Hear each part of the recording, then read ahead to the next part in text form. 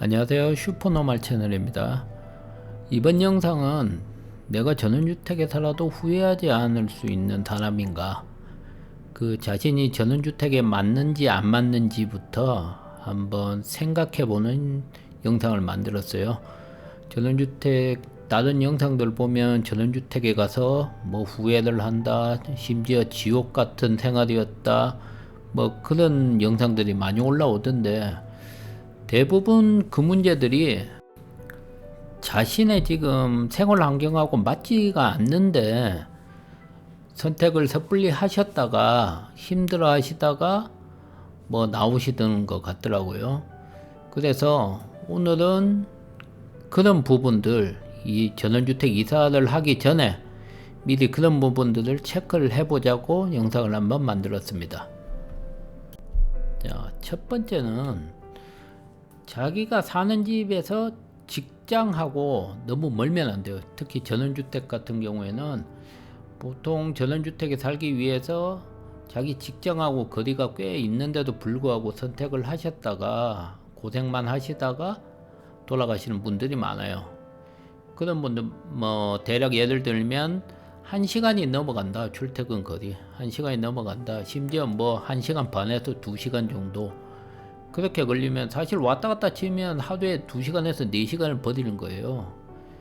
그런 환경에서 뭐 전원주택의 장점이라고 뭐 말하는 자연 친화적이고 뭐 마당이 있고 개인적으로 방해받지 않는다. 그런 것이 아무 의미가 없어져요. 솔직히. 그 어떤 분들은 이제 뭐 그래도 주말에 시간이 있으니까 주말에 그걸 좀 즐겨야지 하는데, 사실 일주일이 피곤하면 주말은 더 피곤해져요.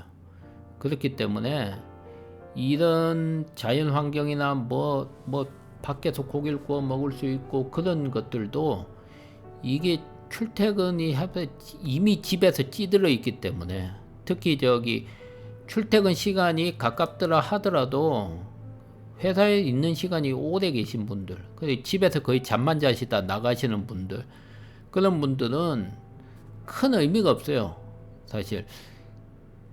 그렇기 때문에 출퇴근 시간이 어느 정도 1시간 이내로 들어오는 지역에 집을 선택을 하시는 게 맞지, 집에서 잠만 자시는 분들, 거의 그 정도밖에, 그런 표현이 어울리는 정도의 생활을 하시는 분들은 굳이 전원주택으로 오실 필요가 없어요.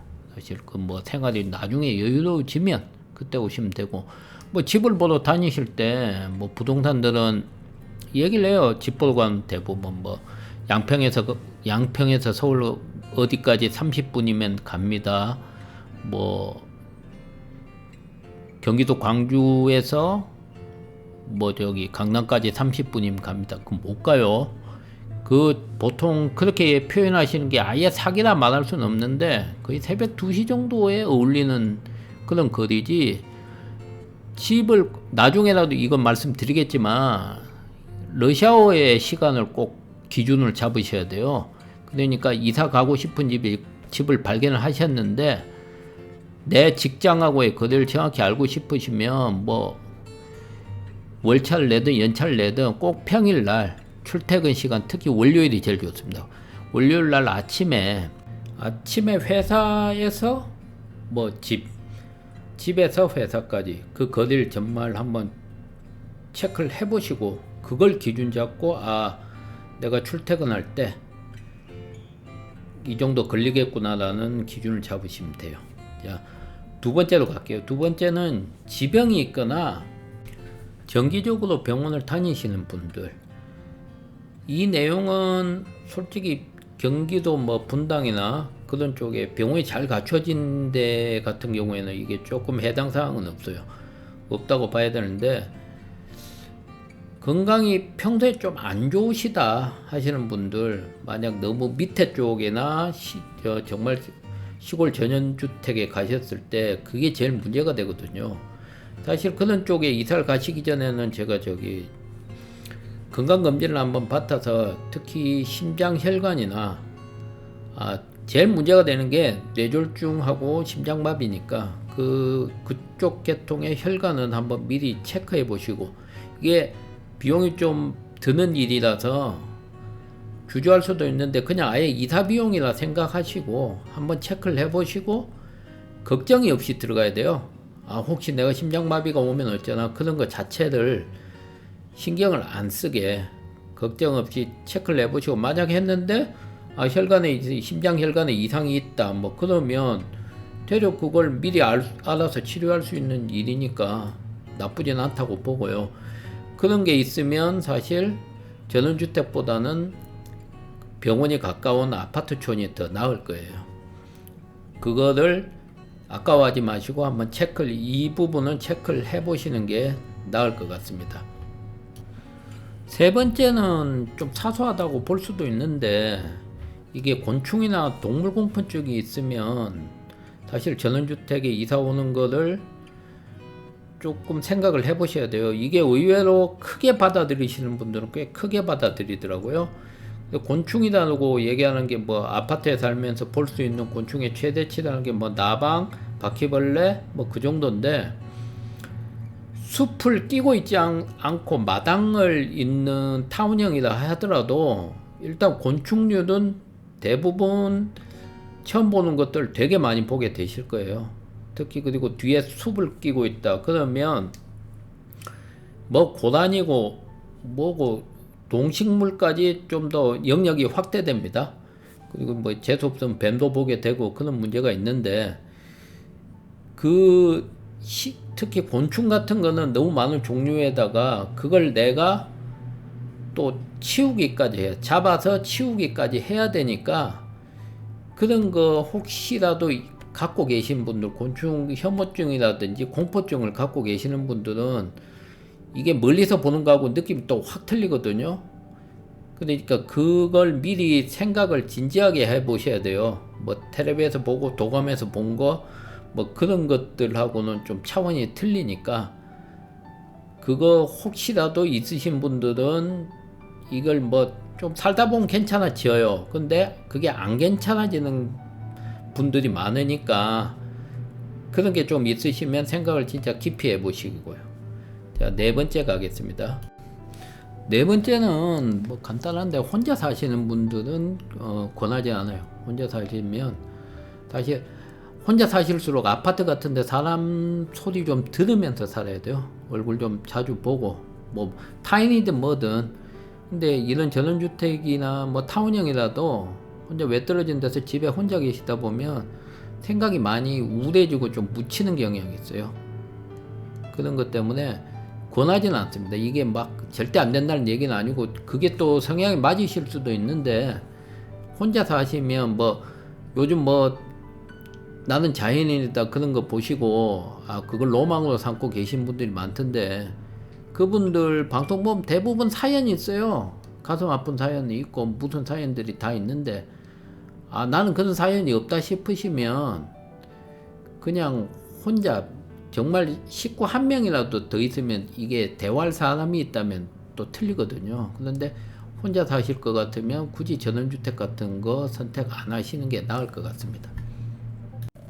다섯 번째는 의외로 이 문제가 좀 크게 와닿으시는 분들이 많더라고요. 술을 좋아하는데 뭐 집에서 뭐 술 먹는 거 좋아하시는 거야 전원주택이 더 좋긴 하죠. 그런데 뭐 나는 음악이 없으면 못 먹어 그러신 분들이나, 조금 무조건 밖에 나가서 먹어야 돼. 혹시 회사 회식이 많아서 밖에서 술을 많이 드셔야 되는데, 전원주택에 살다 보면 사실 대리 부르기도 힘들어요. 대리 부르기 힘들고, 대리를 불렀다 하더라도 뭐 아예 그냥 도시형 그런 쪽이면 뭐 크게 상관없고 뭐 팁 좀 더 주면 되는데, 아예 대중교통이 없는 그런 조금 외딴 곳에 있는 전원주택 단지들은 사실 이게 대리 왔다가 다시 이분들이 가시질 못해요. 그렇기 때문에 술을 못 먹어서 이사하시는 분들 몇 분 있었어요. 정말. 그러니까 내가 정말 술을 좋아하고 회식이 많다, 외식을 많이 해야 된다 분들은 아예 도시형 전원주택 그쪽으로 가시든지, 아니면 아파트가 제일 좋습니다. 예.